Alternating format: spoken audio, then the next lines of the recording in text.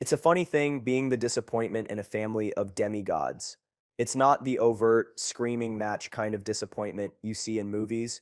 It's quieter, it's a gentle, pervasive pity that settles over you like fine dust.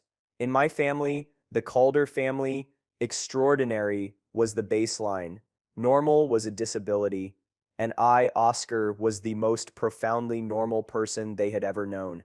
My mother, Livia, can see the future, not in a vague, cryptic way. She sees branching timelines, probabilities shifting like heat haze on asphalt. She'd casually tell you to take the side streets to work because a water main on the interstate was going to burst in exactly 43 minutes, and she would always be right. My father, Marcus, has the kind of telekinesis that's both potent and graceful. He never has to get up for the remote. He can reassemble a shattered watch with a thought, the tiny gears and springs swirling through the air like a metallic ballet before clicking perfectly into place. And my sister, Clara, she's a telepath, a powerful one. She doesn't just hear surface thoughts, she understands the shape of them, the emotional color, the lies and truths tangled up inside. And me, my gift was subtle. So subtle it was basically invisible. I have a perfect eidetic memory for sound. I can recall any noise I've ever heard with absolute fidelity. Not just melodies or speeches, but everything. The specific way the winter wind whistled through the crack in my childhood bedroom window. The unique seven-part squeak of the third step on our ancestral home's staircase. The precise tonal frequency of a fluorescent light humming in a hospital waiting room 20 years ago. To them, it was a party trick. A cute, useless quirk. Oh, listen, Oscar can do the sound of the 78 Bordeaux being uncorked. My father would say at dinner parties, and I would oblige, and the guests would give a polite, baffled little clap. I was the family's anchor, they'd say. The one who kept them grounded in the real world.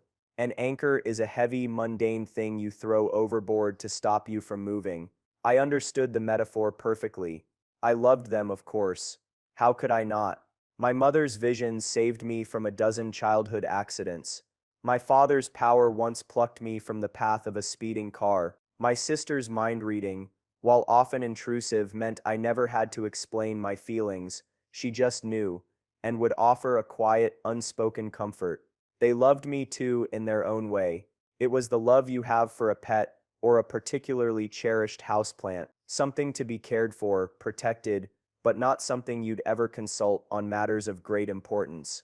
I was the quiet background hum in their symphony of miracles. The beginning of the end came on a Tuesday at a family dinner meant to celebrate Clara's latest achievement. She had successfully shielded her thoughts from a visiting government psychic, a test of immense control. The air in our dining room was thick with pride. My father floated the champagne flutes from the kitchen, a stream of sparkling crystal and golden liquid snaking through the air. My mother smiled, a genuine, untroubled smile that meant the immediate future held no disasters. To Clara, my father boomed, his voice full of warmth, as he settled the flutes onto the table without a single ripple. The Calder shield. Clara beamed. She looked at me, and I felt the familiar, gentle brush of her mind in mine, a silent thank you for being there. I smiled back, raising my glass. In my head, I was thinking about how the bubbles in the champagne made a sound like 1,000 tiny pins dropping on silk. It was a thought so uniquely mine, so utterly useless, that it felt safe. That's when the doorbell rang. Not our doorbell. The sound was wrong. It was a single, flat, discordant chime that echoed in the bone. It was a sound I'd never heard before, and my internal catalog of noises flinched. My father frowned, the silver salt and pepper shakers beginning to wobble in midair. My mother's eyes went distant for a second, then snapped back into focus, wide with a confusion I had never seen on her face before. I didn't see this, she whispered, and a chill that had nothing to do with the evening air snaked down my spine. My father, ever the protector, went to the door. Standing on our porch was Caspian Moriarty. The Moriartys were our rivals, the way two apex predators are rivals. Their family's psychic talents were darker, more chaotic. Where my father moved objects, Caspian's family could twist them. Where my mother saw futures, They sowed discord to create the futures they wanted. They were a family of psychic vandals, and Caspian was their patriarch. He wasn't flanked by cronies. He was alone, dressed in a simple dark suit. He looked like an undertaker. He smiled, a thin, dry thing that didn't reach his eyes. "Marcus," he said, his voice surprisingly soft.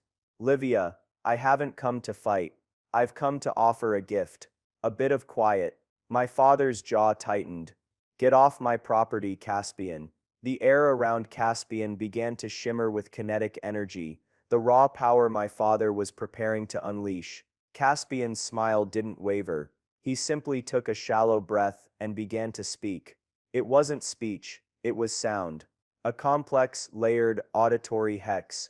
It was a cascade of atonal whispers, guttural clicks, and a high-pitched keening whine that seemed to exist just at the edge of hearing. It was the ugliest sound I had ever heard in my life. It felt like sandpaper on my soul. To my family, it must have been a psychic assault, a wave of pure malevolence. My mother cried out and collapsed into a chair, her hands flying to her temples. My father staggered back, his power dissipating like smoke. Clara let out a choked sob, her mental shield shattering like glass. For me, it was different. It hurt, yes. It was a deeply unpleasant, invasive noise, but beneath the pain, my mind did what it always does. It recorded every click, every whisper, every microtone of that horrific spell-woven sound was captured and filed away in perfect, pristine clarity. I was the only one still standing, my mind a perfect recording device, capturing the sound of my family's world ending. Caspian Moriarty finished his song. He looked past my fallen father, his gaze landing on me for just a second. There was no recognition in his eyes, just the dismissive glance one gives to a piece of furniture. Then he turned and walked away. The sound of his footsteps on the stone path, another addition to my flawless, terrible collection. The silence he left behind was worse than the noise. My father pushed himself up, his face pale. He looked at the salt shaker on the table and stared at it, his brow furrowed in concentration. It didn't move, not a millimeter. He tried again, a vein throbbing in his temple. Nothing. It remained stubbornly, mundanely on the table. "Livia," he said, his voice trembling. "What's happening?" My mother was staring at the window, her expression blank. "I don't know," she whispered. "I can't see. It's all just gray. There's nothing there." Then Clara looked at me. Her blue eyes, which could usually pierce through any facade, were just eyes. They were wide and terrified. She opened her mouth, then closed it. The silent conversation we'd had for her entire life was over. The line was dead. The curse hadn't just attacked them, it had severed the very core of who they were. And I, the useless one, the boy with the tuning fork in a world of psychic symphonies, was the only one who remembered the tune that had destroyed them. Asterisk, asterisk, asterisk. The first week was a study in quiet panic. My family tried to pretend everything was normal, a desperate charade that was heartbreaking to watch. My father would stand in the kitchen for an hour, staring at the coffee pot, convinced that if he just concentrated hard enough, it would float to his cup. He started carrying things everywhere, as if to remind his hands what they were for. He looked clumsy, diminished, a king reduced to a commoner in his own home. He'd bump into tables, his once preternatural grace gone, replaced by the awkward hesitation of a man who no longer trusted the space around him. My mother Livia was adrift in the unending, terrifying sea of the present moment. Her life had been a map of forking paths, and she had always known which one to take. Now the map was blank. Simple decisions became monumental hurdles. "Oscar, should I wear the blue coat or the gray one?" she'd ask, her voice tight with an anxiety she couldn't hide. "What if it rains? What if it gets cold?" She'd spend hours online, checking 5 different weather reports, trying to replace her perfect precognition with frantic, inadequate research.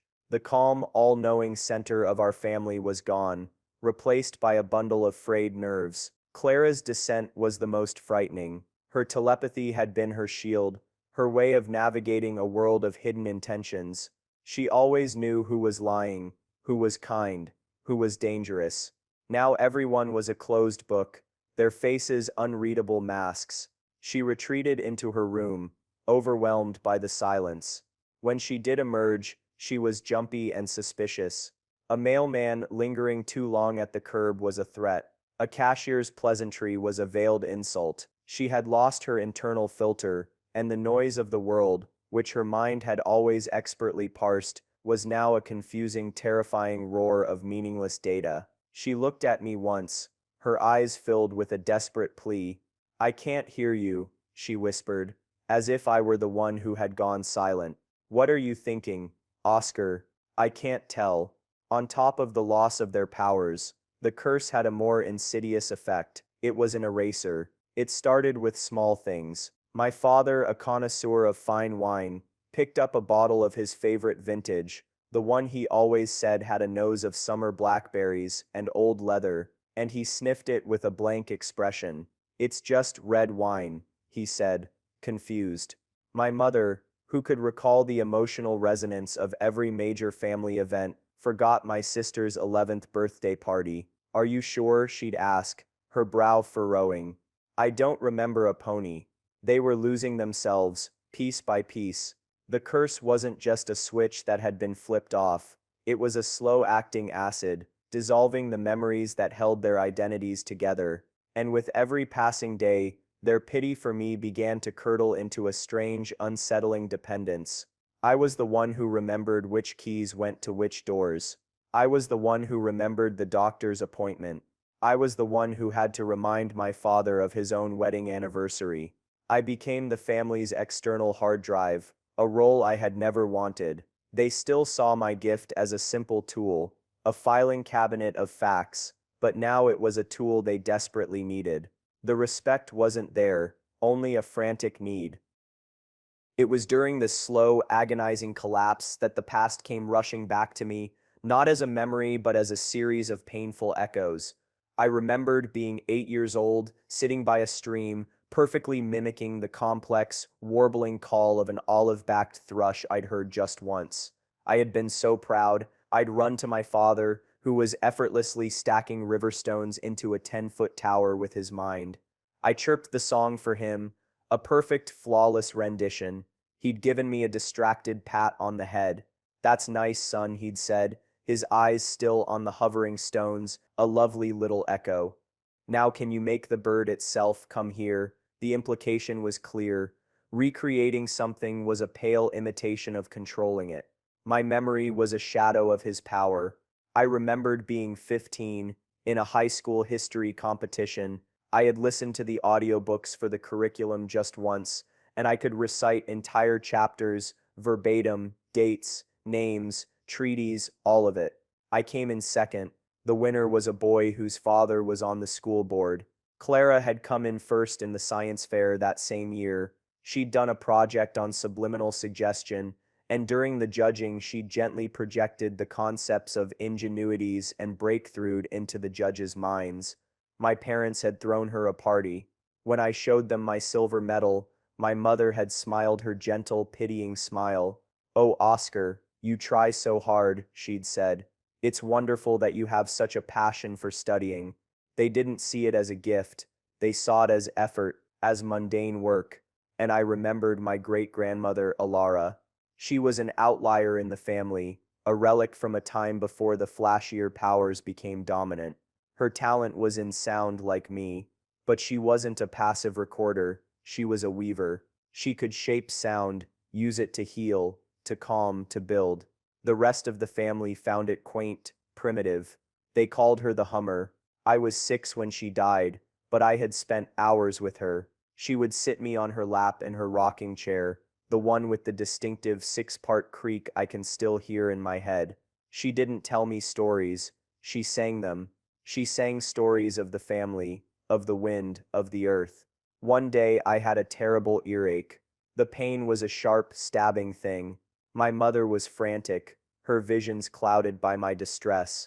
My father tried to use his power to somehow soothe the nerves, but it only made it worse.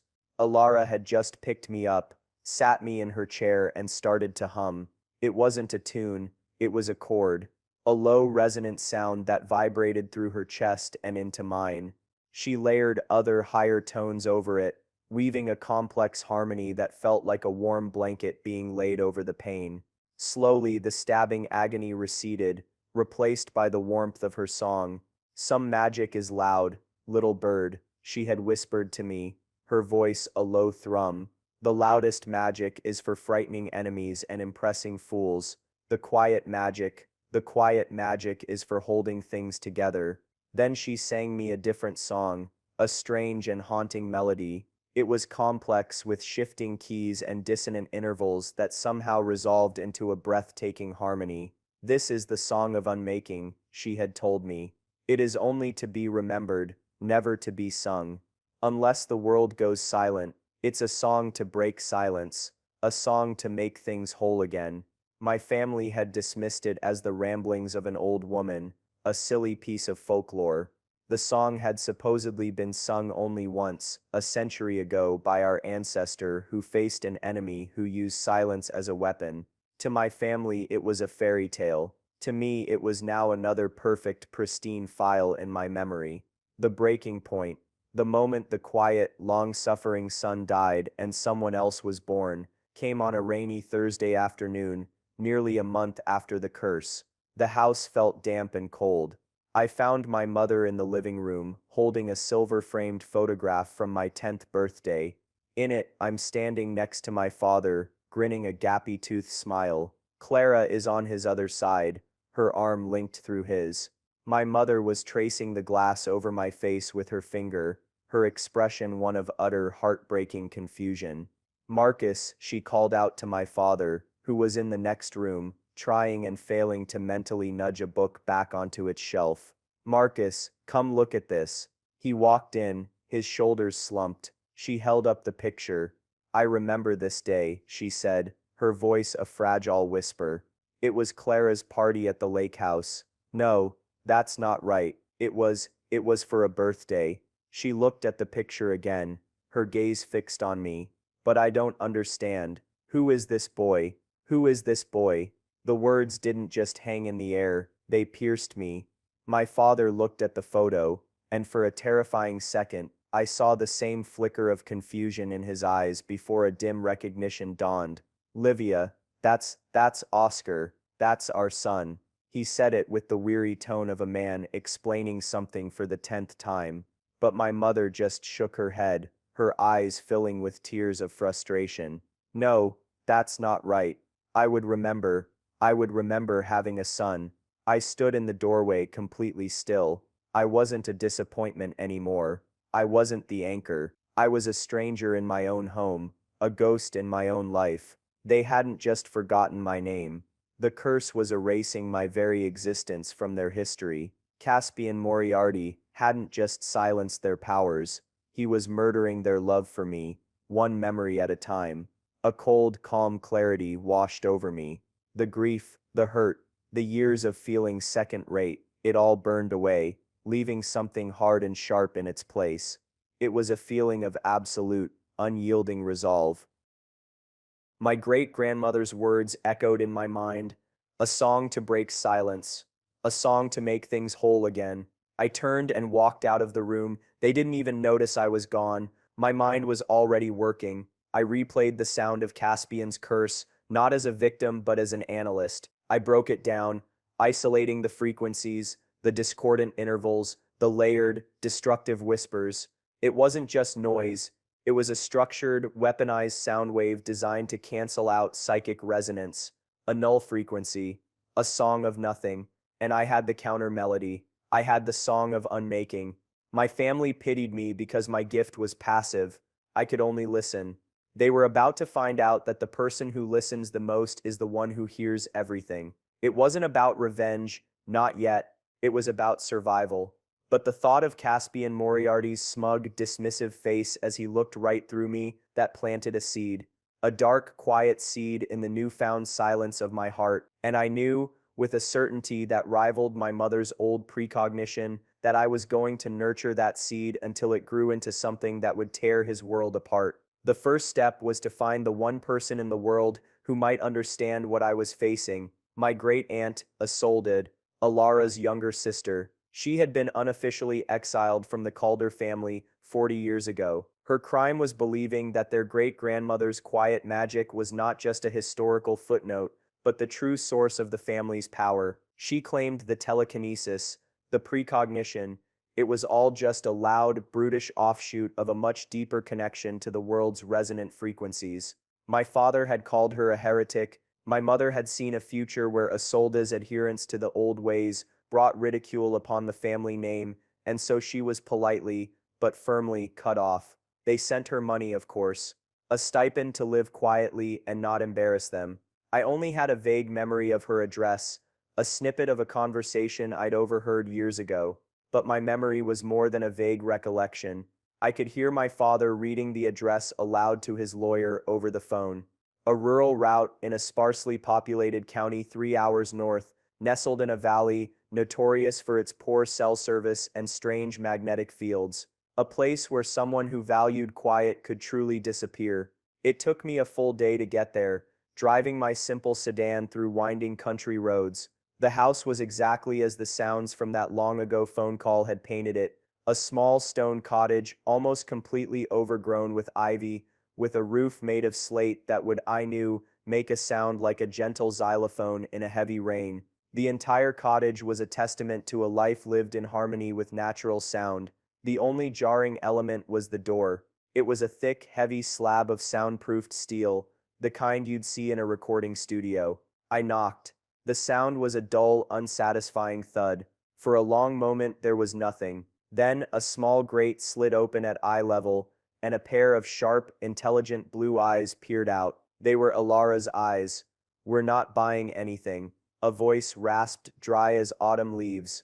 "I'm not selling anything," I said. "My name is Oscar Calder. Livia is my mother." The eyes narrowed. "A Calder. I thought your lot had forgotten the way here. Have you come to gloat, to tell me my heiress has left me old and alone while you all shine in the city?" "No," I said simply. "I've come because you were right." The grate slammed shut. I stood there, my heart sinking. I had come all this way for nothing. I was about to turn away when I had an idea. It was a long shot, a desperate gamble. I closed my eyes and I reached back in my memory, back 34 years, to a story my great-grandmother Alara used to sing to me. A story about a summer storm that had flooded the valley where she and her sister grew up. She described the sound of it in vivid detail. I took a breath and began to recreate it. Not just the thunder but the whole symphony. The low hiss of the wind through the pines, the sharp crackle of lightning striking the western ridge, the drumming of the first fat raindrops on a tin roof,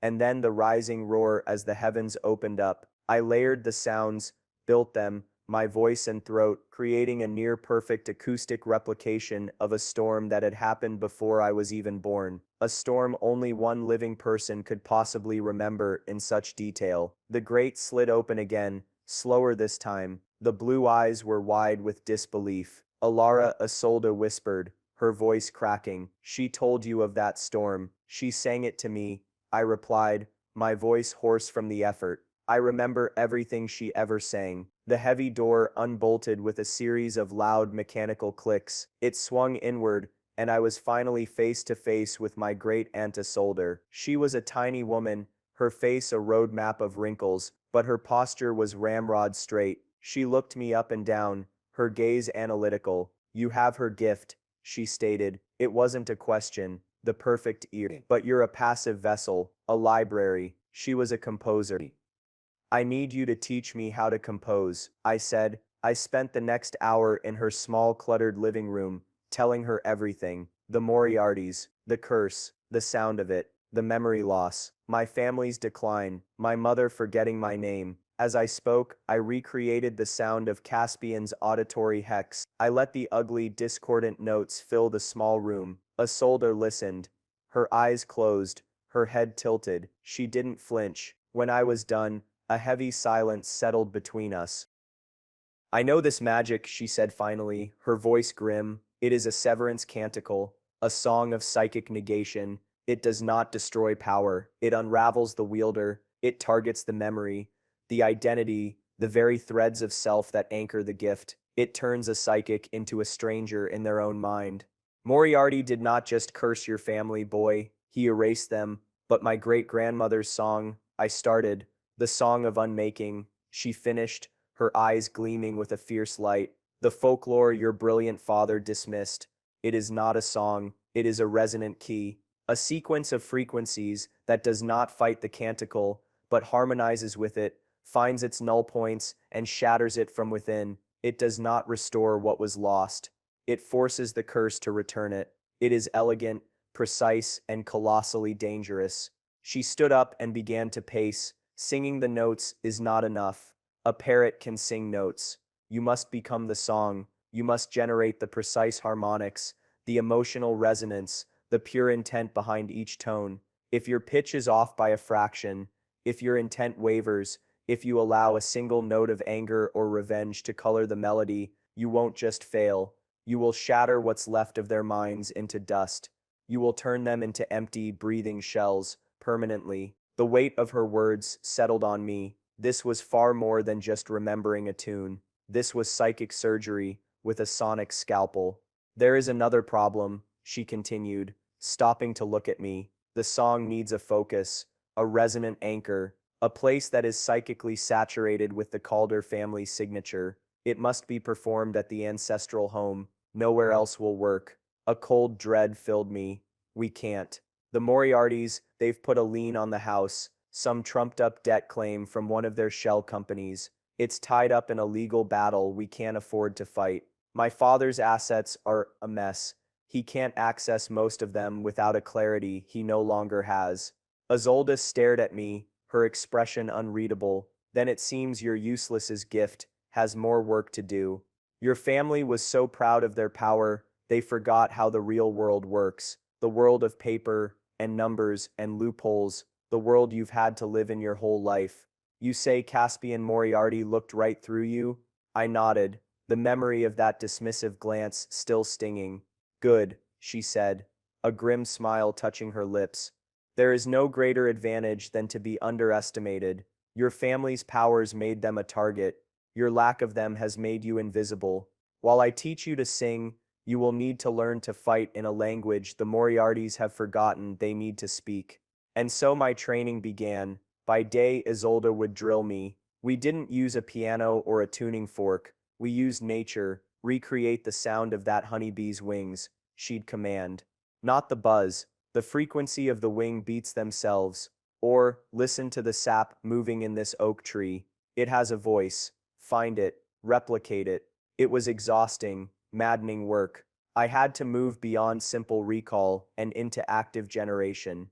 I had to learn to control the tiny muscles in my larynx and sinuses to produce harmonics I didn't know were possible. I had to fill those sounds with intent, not just the memory of a sound, but the feeling of it, the warmth of the sun in the bee's hum, the ancient strength in the tree's voice. By night, I sat at her small kitchen table with a burner laptop and a satellite internet connection, diving into the digital world. I became a different kind of listener. I sifted through public records, financial statements, news articles. I started with the one concrete thing I had, a name. The name of a shell corporation I had heard Caspian Moriarty mention to one of his associates at a charity gala years ago. It was background noise, a meaningless string of words my family's powerful minds would have filtered out, but my mind kept it. Viridian Crest Holdings, it was my thread. I pulled on it. For weeks, I followed that thread through a labyrinth of numbered companies, offshore accounts, and falsified documents. It was slow, tedious work. I cross-referenced names, dates, transactions. I used my perfect memory to recall snippets of other conversations, the hushed financial jargon exchanged between men in expensive suits who thought no one was listening. I pieced together a mosaic of fraud and corruption, all leading back to Caspian. My hidden leverage wasn't a secret power. It was a secret knowledge, built from the scraps of conversations my family had always deemed beneath their notice. I discovered that Viridian Crest Holdings was the entity used to pressure the small regional bank that held the lien on our ancestral home. They had done so by acquiring a controlling interest in the bank's largest commercial debtor and then threatening to default, which would have rendered the bank insolvent. It was brutal, elegant, and almost certainly illegal market manipulation. I had found his vulnerability, not a psychic weakness, but a mundane, financial one. Caspian Moriarty, the great and powerful psychic, was, at his core, just another rich man who had cut corners. And I, the boy who was good at listening, had heard exactly where he'd hidden the bodies. The plan was no longer just about saving my family, it was about dismantling his. The days bled into one another, a grueling rhythm of sound and silence. In the daylight hours, I was Exiled student, my throat raw from shaping harmonics, my mind aching from the focus required to imbue a single note with the feeling of calm or restorations. Exiled was a relentless teacher. She would have me stand in a silent room and recreate the sound of a ticking clock, not just the tick-tock, but the subtle whir of the gears, the resonant hum of the quartz crystal inside. The curse is a lie, she would say, pacing around me. It is a sound that pretends to be silence. To defeat it, you must create a sound that is so full of truth, so full of life, that the lie cannot exist in its presence. At night, I was a different person. I was a hunter, stalking my prey through the digital wilderness. The file I was building on Caspian Moriarty and Viridian Crest Holdings grew thicker every night. I wasn't a hacker. I didn't need to be. The information was all public, just scattered, buried under layers of corporate jargon and legal misdirection. It required patience and an ability to connect disparate pieces of information separated by years and continents. My memory was the ultimate search engine. I could recall the exact phrasing of a footnote in a 2012 financial report and connect it to a name mentioned in a 2018 newspaper article about a suspicious real estate deal. I found a lawyer through one of Exiled's few trusted contacts, a man named Alistair Finch, a semi-retired corporate lawyer who had a bone to pick with the kind of corporate raiders Caspian employed. He was sharp, cynical, and utterly unimpressed by the world of psychics. When I laid out my findings for him over a crackling video call, he let out a long, slow whistle. "Mr. Calder," he said, peering at me over his spectacles, "you're either a genius or you're certifiably insane. This is a beautiful, intricate web of white-collar crime. It's elegant, and it's just plausible enough to be deniable. But you found the loose threads. What do you want to do with this?" "I want to make a phone call," I said, "an anonymous one." "To the Securities and Exchange Commission's Enforcement Division." Alistair grinned. "An excellent first move. Not a cannonball but a well-placed stone. It won't sink his ship, but it will certainly get the captain's attention." So that's what I did. I used a burner phone and a voice modulator, though with my skills I probably didn't need one. I could have perfectly mimicked the voice of a disgruntled Moriarty employee, but I chose anonymity. I laid out the core of the market manipulation scheme, pointing the investigators toward the specific public filings and the small regional bank. I gave them the thread. I knew they would pull on it. Back at the Calder house, the situation was deteriorating. I drove back once a week with groceries and supplies.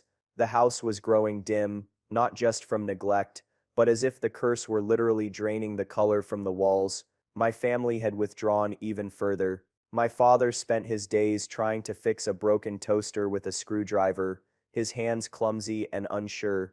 My mother would sit for hours with a photo album, but her expression was blank, as if she were looking at pictures of strangers. Clara had taken to wearing noise-canceling headphones, not to block out sound, but to block out the overwhelming lack of psychic information. The silence was screaming at her. The first sign that my move had worked came a week later. I was in town buying supplies when my phone rang. It was my father. His voice was a confused mumble. "Oscar, there are men here, in suits. They're from a bank. Something about a lien. They're saying it's been released.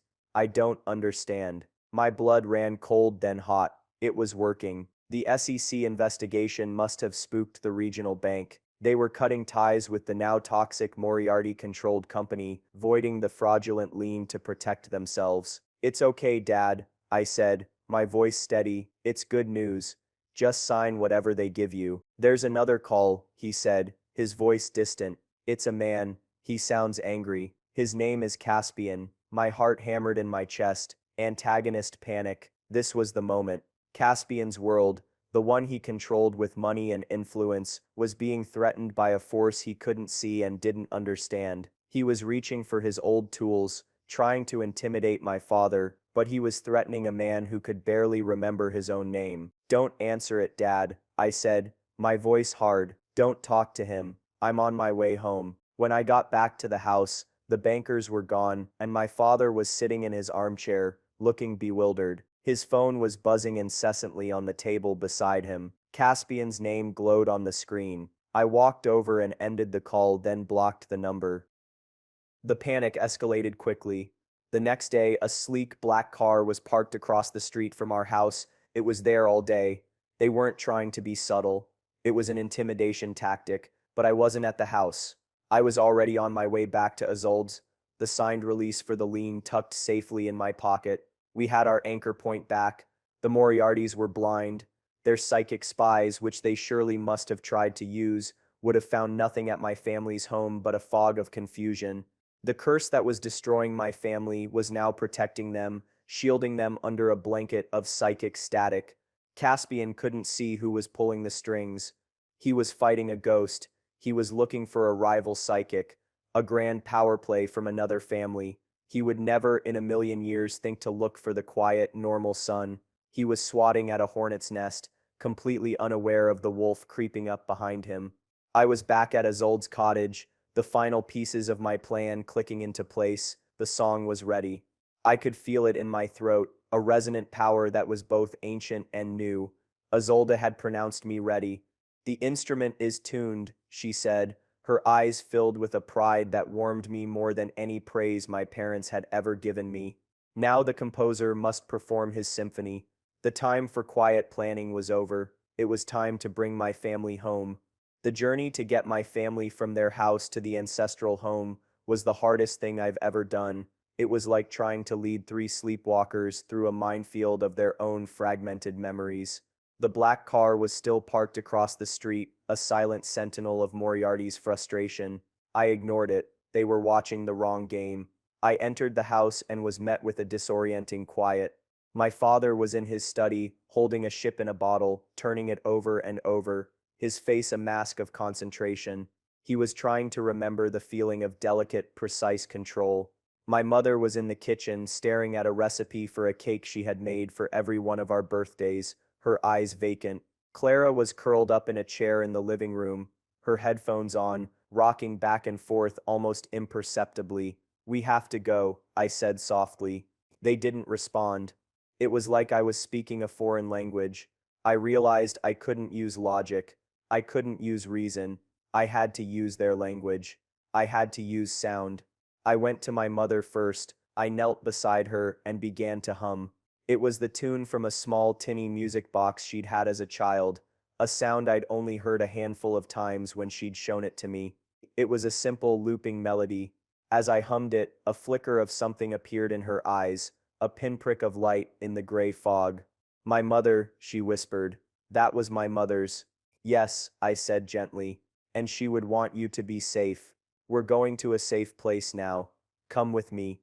She stood up, her movements stiff, and allowed me to take her hand. Her skin was cold. Next, my father. Words were useless. I walked into his study and recreated a sound from his past, the specific rhythmic clang of the hammer on steel from his grandfather's blacksmith forge, a sound he had described to me once with a nostalgic fondness. Clang, clang, clang, the sound of creation, of shaping the world with force and will. He looked up, his head cocked, the ship in a bottle lowered. "The forge," he murmured. "The smell of coal and sweat. The old home has a forge, Dad." I lied. It didn't, but the association was what mattered. "We're going there.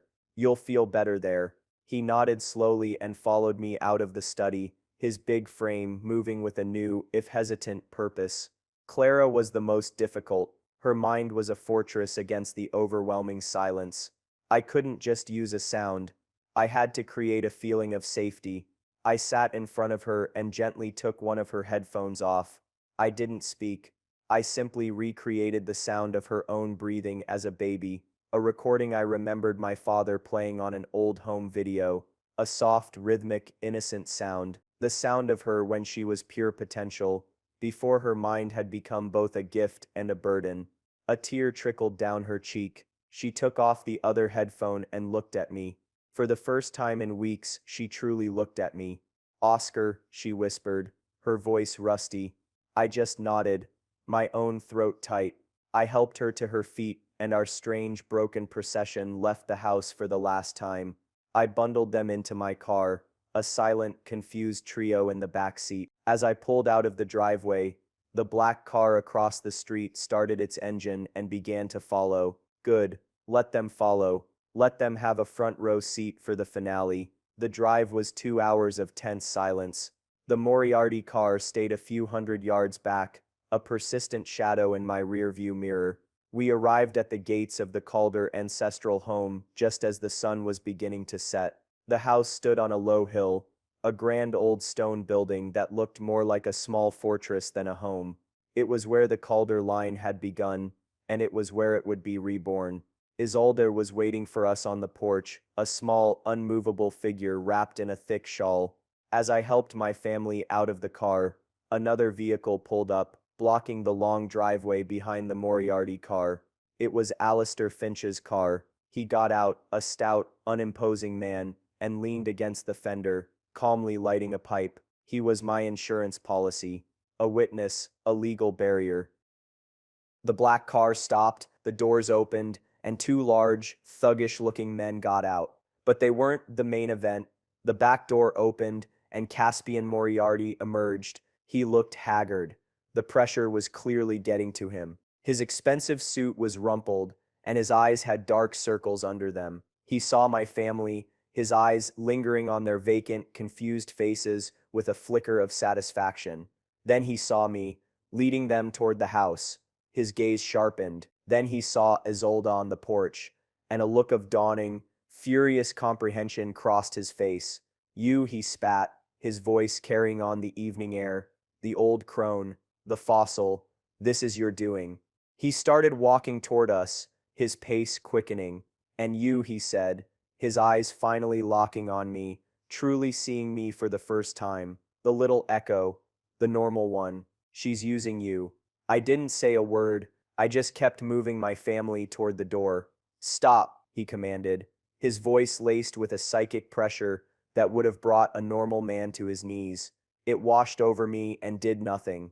I was so attuned to sound, so focused on the song I was about to sing, that his mental static was just meaningless noise. He faltered, shocked that I hadn't reacted. He was losing control, and it was making him desperate. He switched tactics. The predator's snarl was replaced by a conspirator's whisper. Wait, son, Oscar, let's be reasonable, he said, his tone shifting to something oily and persuasive. Think about this. What have they ever done for you? They have their grand powers, and what did they give you? Scraps, pity. I've seen it for years. They look down on you. They always have. I paused at the foot of the porch steps, turning to face him. My family stood behind me, huddles of confusion. You're not like them, Caspian continued, seeing he had my attention. You're clever, practical. You and I were more alike than you think. This world isn't about flashy tricks. It's about power, real power. I can give you that. Money, respect, everything they denied you. Just walk away. Let me have them. They're just shells anyway. What do you owe them? He was offering me the one thing I had craved my entire life. Validation. The old Oscar, the boy who just wanted his father to be proud of his birdsong, ached for it. For a single terrifying beat of my heart, I was tempted. I could walk away. I could let the family that saw me as a disappointment reap what they sowed. But then I looked back. I saw my mother, her hand fluttering nervously at her throat. I saw my father staring at his own hands as if they belonged to a stranger. And I saw my sister, her eyes wide with a fear that had nowhere to go. They were my family. They were broken, maddening, and they had hurt me in 1,000 quiet ways. But they were mine. I turned back to Caspian, and for the first time, I let him see the cold, hard thing that had grown in my heart. You're right, I said, my voice quiet but carrying in the still air. They underestimated me. But you, Caspian, you've made a much bigger mistake. Alistair, from his position by the car, let out a small puff of smoke. I should probably mention, he called out cheerfully, that my client Mr. Calder has instructed me to forward a rather comprehensive dossier to the SEC, the IRS, and the State Banking Commission, should any harm befall him or his family. Just a bit of housekeeping. Caspian's face went white with fury. He had been so focused on the psychic battle, he had never even considered a legal one. He had been outmaneuvered on a battlefield he didn't know existed. It wasn't about revenge, I said, looking him dead in the eye, until you tried to take my family from me. Now it's about everything. I turned my back on him and led my family into the house. Isolde closed the heavy soundproof door behind us, the series of bolts sliding home with a final definitive series of clicks. The sound of Caspian Moriarty's world beginning to crumble was locked outside. Now it was time to rebuild mine. The heart of the ancestral home was a room known as the resonance chamber. It was a large circular room with a domed ceiling made of dark, polished wood. It had been designed centuries ago by an ancestor who understood acoustics, built to amplify the quietest whisper into a symphony. This was our stage. Isolde led my family to chairs placed around the edge of the room. They sat passive and still, like statues waiting for a sculptor. I could hear Caspian outside, his muffled shouts of rage and frustration a pathetic counterpoint to the task at hand. He was irrelevant now. Forget him, Isolde said, her voice a low anchor in the vast room. Forget everything but the song. You are not performing it for him. You are not performing it for me. You are performing it for them. She gestured to my family. Find the love, Oscar, not the anger, not the pain, the fierce, stubborn love you have for these foolish, brilliant people. The song will not work without it. It is the fuel. I took my place in the exact center of the room, on a small inlaid brass disc set into the floor. I closed my eyes. I took a deep breath, letting the air fill my lungs, feeling the familiar, unique resonance of this specific room. I blocked out the sounds of Caspian's tantrum, of Isolde's breathing, of my own thundering heart. I went deep inside, to the silent library, where every sound I had ever known was stored. I found the file labeled Great-Grandmother Alara. I opened it, and I found the song. I began. It started not as a sound, but as a vibration, a low hum that I generated deep in my chest. It was the keynote, the foundation. It was the sound of the earth itself, ancient and unshakable. I let it build, feeling the floor beneath my feet begin to vibrate in sympathy, the wooden dome above me picking up the tone. Then I began to weave. I introduced the first notes of the melody, the ones Alara had sung to me so long ago. They were clean, pure tones, like bells ringing in a clear winter sky. But I didn't just sing the notes. I became them. I poured the memory of my mother's smile, a real, genuine smile from long ago, into one phrase. I imbued another with the memory of my father's strong hand on my shoulder, teaching me to ride a bike.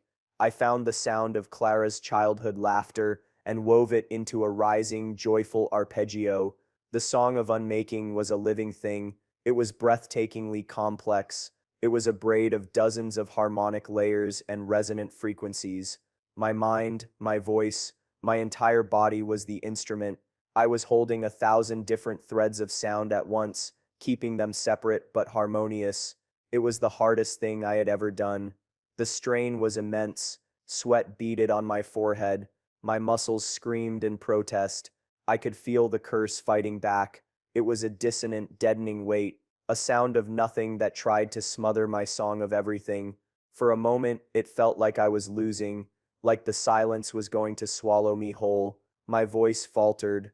A single sharp note of fear threatened to enter the melody. If you allow a single note of anger or revenge to color the melody, you will shatter what's left of their minds. Isolde's warning echoed in my head. I pushed the fear away. I pushed away the image of Caspian's smug face. I pushed away every slight, every moment of pity, every quiet hurt, and I focused on one thing, my mother holding that photograph, asking, "Who is this boy?" I found the love that existed underneath the pain of that moment, the love of a son for his mother, even a mother who no longer knew him.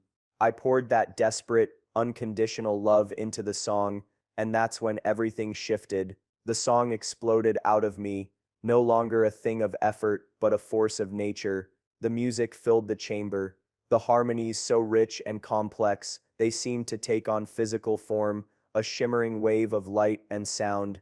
I felt the null frequency of the curse, that ugly, empty chord, begin to fracture. It couldn't withstand the pure, life-affirming truth of the song. It was a lie, and the song was the truth.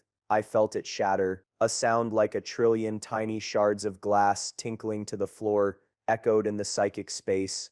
And then there was a new silence, a clean, warm, peaceful silence. I opened my eyes, gasping for breath, my legs trembling. The song was over. Across the room, my mother blinked. The gray fog in her eyes was gone. She looked around the room, then at my father, then at Clara, and then her eyes met mine. There was no confusion, no pity, just a deep, dawning, overwhelming awe. "Oscar," she whispered, and my name was a prayer. My father stood up. He wasn't slumped anymore. He stood tall, his shoulders back. He looked at a fallen hymnal on a nearby pew. He didn't even seem to think about it. The book simply lifted into the air, floated gently across the room, and settled back into its place on a shelf. He looked at his hands, not with confusion, but with a quiet rediscovery. Clara took a shaky breath. I felt a tentative, gentle presence touch my mind. It wasn't the intrusive probe of her old power, but a soft, warm question. A silent, "Are you okay?"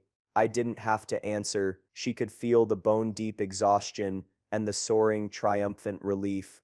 I felt a wave of pure, unadulterated gratitude wash over me from her, so powerful it almost brought me to my knees. The curse was broken. My family was whole again. Their powers were restored, but something was different. Something fundamental had been rearranged in the firmament of our family. The old hierarchy was gone, shattered along with the curse. I was no longer the anchor. I was the lighthouse, the one who had guided them home through the storm, and from the looks on their faces, the looks of profound, earth-shattering respect, I knew they would never forget the sound of my song. In the aftermath, our family didn't just go back to the way things were. It would have been impossible. The San Andreas fault had shifted right through our living room, and we had to build a new house on the newly formed landscape. The old power dynamics, the casual condescension, the loving pity, it all lay in the rubble of what the curse had done. My father's telekinesis returned with a new finesse, but now when he struggled to lift a particularly dense or complex object, he wouldn't just brute force it, he would come to me. "Oscar," he'd say, his voice humbled. "What is the sound of this? What is its core frequency? Help me listen to it." We would work together, me describing the unique resonant hum of a piece of granite, him closing his eyes and attuning his power to the sound I was describing. He was no longer just a mover, he was becoming a harmonizer. My mother's precognition came back, but she used it less. She found that she no longer wanted to live her life on a map of the future. She had spent a month lost in the terrifying fog of the present, and another month having her past erased. Now she craved that past. She would ask me to help her remember things, not just the facts, but the feeling of them. "Tell me about the sound of the rain on our honeymoon in Ireland," she'd ask. I remember seeing it, but I've forgotten the music of it. And I would recreate it for her, the gentle patter on the thatched roof, the distant lowing of the sheep, and she would close her eyes and weep with the sheer beauty of a memory made whole again. Clara's transformation was the most profound. Her telepathy had always been a floodlight, seeing all and hearing all. Now she learned to use it like a finely tuned instrument. She had been deafened by silence, and it had taught her its value. She and I would spend hours together, me creating pure single-frequency tones, and her learning to build silent rooms in her own mind, places of peace she could retreat to when the world became too loud. She learned to listen not just to the thoughts of others, but to the silence between them. Her gift, once a tool for knowing, became a tool for understanding. My useless talent, the parlor trick, had become the new cornerstone of our family's power. They had always thought of their gifts as primary colors, bold, powerful, and separate. I had shown them that all their gifts were just harmonics of a single fundamental cosmic note. I was the one who could hear the whole song. The respect they showed me now wasn't a fragile thing. It was forged in the fire of their own destruction and my resolve. It was real. As for the Moriartys, we never saw them again. Alistair's well-placed stone had indeed started an avalanche. Caspian's empire, built on a foundation of intimidation and fraud, crumbled when exposed to the mundane light of legal scrutiny. The last I heard, his family was mired in lawsuits, their assets frozen, their reputation in ruins. They were just background noise now, a dissonant chord from a song that was over, a sound I chose not to keep in my collection. They say that what makes you different is what makes you strong. For most of my life, I believed that was just a nice platitude they tell children to make them feel better about being picked last for the team. My family wielded lightning, and I had a tuning fork. They were so busy watching the fireworks that they forgot that everything in the universe, from a thought to a star, has a vibration, a frequency, a sound. It makes me wonder, what about you? What's the quiet, useless gift you have that people in your life overlook? The skill that seems like a parlor trick, the quality that nobody sees as a strength. Maybe it's an encyclopedic knowledge of old movies, or the ability to make anyone laugh, or maybe, like me, it's just a talent for listening. Maybe it isn't useless at all. Maybe it's a superpower in disguise, just waiting for the right kind of silence to finally be heard. If this story resonated with you, you know what to do. Give it a like, subscribe to the channel, and hit that notification bell so you don't miss what's next. And please, drop a comment below. Tell me about a time a skill you have was underestimated, only to become a saving grace for you or someone else. I promise you, I read every single one, and I'm a very good listener.